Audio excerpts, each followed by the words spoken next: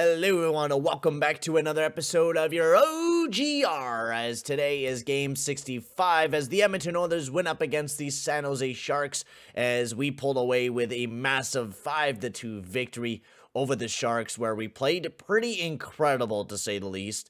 This was a game where we came off a tough back-to-back against the Avalanche and the Dallas Stars.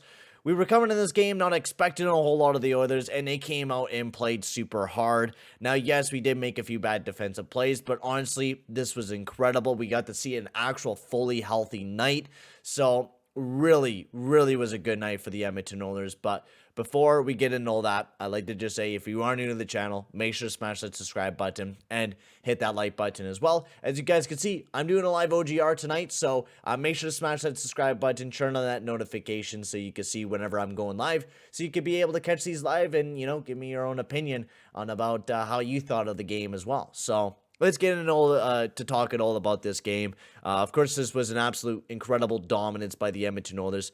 We got to see Brassard and Kulak play in the lineup tonight, which we're going to be getting to those guys a lot later on down the road. I really enjoyed their games. Honestly, like two really good additions to the team. Brassard even got a goal in this game as well, which was really cool to see. So let's get into the scoring summary of the game. So nothing happened in the first period of action between the Sharks and the Oilers. It was a pretty quiet first period. Like, we were generating a pretty good amount of opportunities. Like, we deserved to have like 1 or 2 goals in that period. Just weren't able to throw anything in the back of the net. That was like the biggest issue. We were having problems getting pucks in the back of the net. But then starting in the second period is where the goal scoring it started off. Erik Karlsson got his 10th goal of the season. Now, I don't know exactly what Cody Ceci was doing here. And this is going to be a defensive pairing that I'm going to nail on a lot, because they've been doing with a lot. Like, they've been playing the most minutes. They've been dealing with a lot. They've been dealing with the most workload, and totally understandable. But this was a really bad defensive play by Ceci. Ceci legit looked at Karlsson, looked back to play the puck, and Karlsson just flew right on by him instead of reading that, hey, maybe I should start backing up a little bit, maybe go after Karlsson here so he doesn't get a fucking freebie. And Karlsson slammed it right on the back of the net to give the first game of the game for the San Jose Sharks. As Bryce was just saying here, gotta admit, last game made me pissed off a lot more, pissed off more than any game has. Oh, the Dallas Stars game was, without a doubt, was really frustrating, but this game was absolutely amazing. Kenta Yamamoto then got his 18th goal of this season, which was an absolute beautiful goal. It was kind of a dead-looking power play until McLeod dashed on in. He set up Yamamoto with a nice drop-back pass, and he got his 18th goal of the season, which was absolutely incredible to see. And then right after that, Leon Draisaitl got his 43rd goal of the season for the Edmonton Oilers, which was a nice play by Zach Kassian, who shoved Erik Karlsson down on the ground. It set up Leon Draisaitl to be able to just pick up the puck and shoot it right through the 5-hole of Kaukonen, and it was a beautiful goal for Leon Draisaitl, get his 43rd goal of the season, as he's, looking to catch up to Mr. Austin Matthews right now, as he just continues to pot goals in the back of the net. Like, Leon Draisaitl is really catching a flame here, and he's not that far behind. He has 44 goals. He's only 2 behind Austin Matthews here, ladies and gentlemen. I would absolutely love if you took that Maurice Rocket Richard away from Austin Matthews. I would absolutely love that. Moving forward, though, Derek Brassard got his 7th goal of the season for the Edmonton Oilers, and his first goal as an Edmonton Oiler, and it was an absolute lucky bounce, but it was a really nice play by Brassard. He tried to set up Nuge in front of the net there. It went off at Karlsson's stick and ran to the back of the net to give us a 3-1 lead.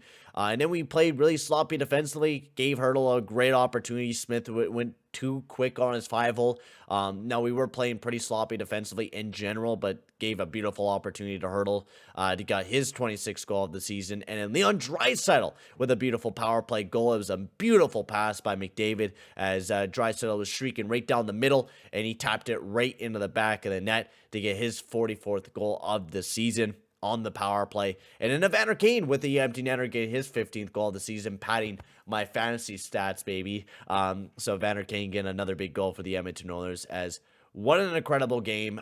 We really, from top to bottom, played a really good, simple game. We definitely did make some sloppy plays defensively, which could have cost us the game. But, Mike Smith, give him credit. Mike Smith played amazing in this game.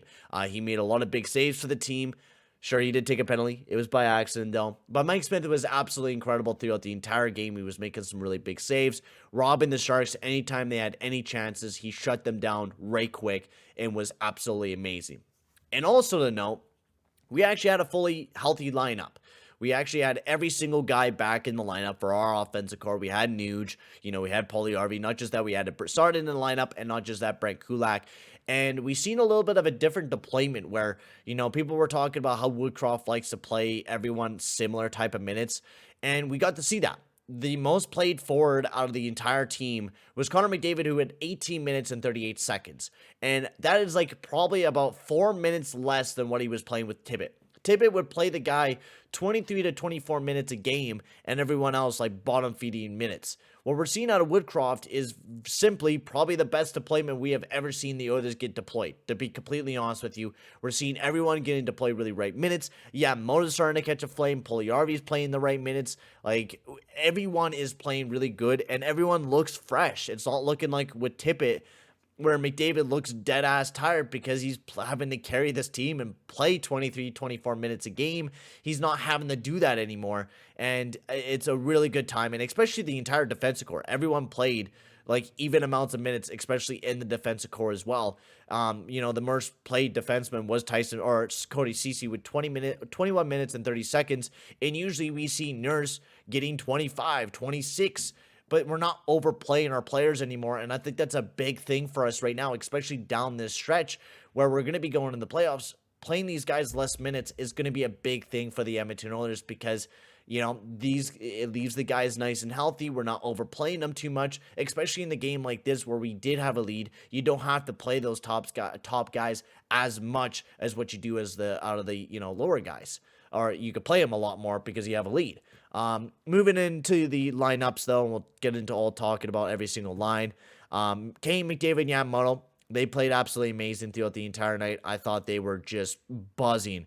McDavid had a few great, chances. He was just all over the place. Really enjoyed that line. Then the second line, Hyman, Draisaitl, and McLeod, also, had a bit of a rough night. They weren't able to generate too many chances. When they did get in the offensive zone, they weren't able to maintain puck control, and I think that was a big thing with them.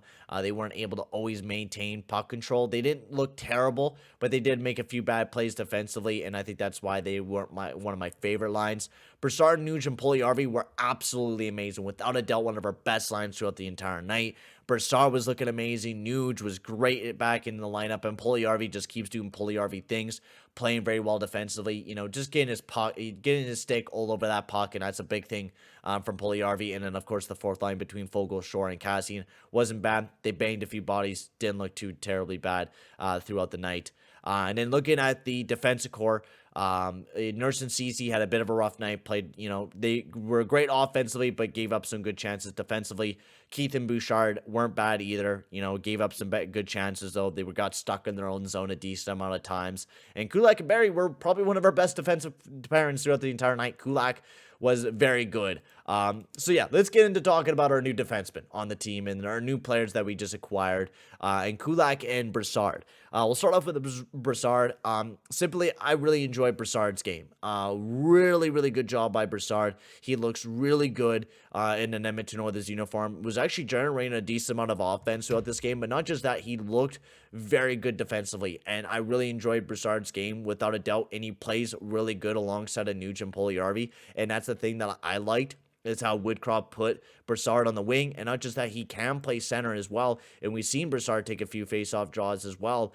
Whenever, Nuge is not on that dominant side, you throw Brassard out there to take a face-off if need be. So I really like the way that Brassard played. He simply played really good. Not too bad of a forward checker, played pretty well defensively, and generated a few opportunities for us offensively as well. Brent Kulak, on the other hand, also amazing. Played very well defensively, moved the puck really smart.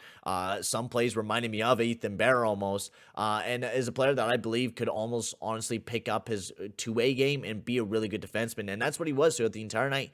He was simply a really good two-way defenseman for the Edmonton Oilers throughout tonight and was really good. And he played a decent amount of minutes. He played more minutes than Duncan Keith, and I think that's where he belongs. I think he should be our top four defenseman moving forward, and we should be playing a little bit less of Duncan Keith. So great deployment. Smith had a great night. Great game for the Edmonton Oilers. And now next up on Saturday is we got the good old Battle of Alberta. So I cannot wait for that game, and I hope you guys are as well, as I will be live for that once again. So make sure to tune into that live stream. I think it's 7 p.m. Pacific Standard Time or something like that. But I'll be fully ready for that game. So make sure to tune into that. But for now, guys, I'm going to end the stream or the OGR here, not the stream. I'm going to end the stream a little bit later on. But I'm going to end the OGR here, guys. Thank you very much for tuning in. And we will see you guys all in the next one.